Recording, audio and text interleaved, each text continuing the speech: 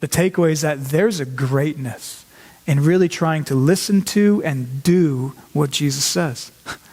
And we say it that way, talking about greatness, because notice, it's quite fascinating, because while in verse 20, Jesus warns simply about those who aren't in his kingdom, right? We just talked about that. Yet in verse 19, it's really interesting. In that verse, Jesus is only talking about those in his kingdom. Do you see that?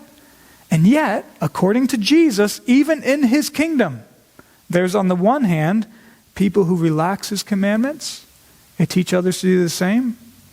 And on the other hand, there's people who are really trying to do his commandments and teach others to do the same.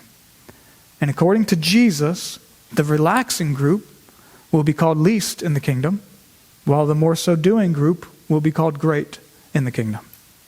And now, what exactly Jesus means by individual people either being called last versus being called great in the kingdom, we don't exactly know. We could speculate and bring in his talk elsewhere about rewards and such, but in the end, we do not know the specifics.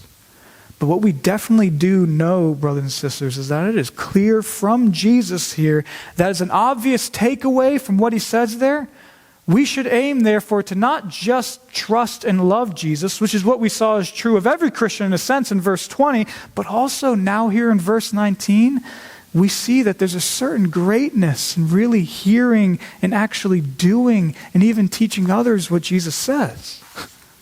And now, thinking about that and how it relates to the gospel and how it applies more specifically to your and my lives, this is why in how we live as Christians, we always want to be aware of two errors that we can fall into in our Christian living, into two errors that we can fall into in all this as we're trying to live out our Christian lives. And you might have heard these before, because what I'm talking about is the one error known as legalism, but then there's the other error that we know as antinomianism. Legalism and antinomianism. And these apply, I think, to what Jesus is talking about here, because first, as for legalism, that's the term we use to talk about basically thinking that how we obey Jesus, how we obey God's legal laws, it's thinking that that's what makes us right with God.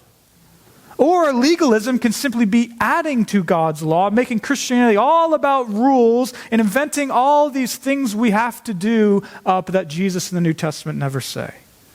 And so on the one hand, think about it, we need to be careful of that, because notice, Jesus here doesn't want us ever to become our own saviors. He's the Savior. Nor does he want us to start obeying our own commands.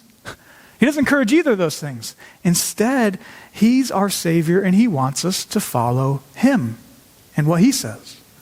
And so yes, we need to watch out for legalism, and you should watch out especially if you know you're prone to that. But then also, on the complete other side, the other error is known as antinomianism.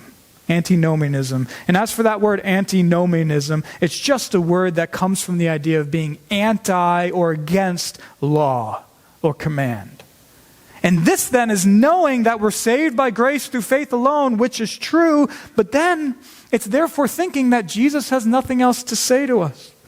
And that we as Christians just therefore do whatever we want or whatever we think is best or most loving. And this is a problem because while in legalism we make our own selves our saviors and add to Jesus' words, in antinomianism we don't take seriously the fact that once we're saved, we're really to follow Jesus when we're in his kingdom. And so we always need to keep those two errors in mind and avoid them, because again, the second takeaway from Jesus here is that there's a greatness in being saved, absolutely, but also there's a greatness in doing what he says. Even if that doing doesn't, of course, save us.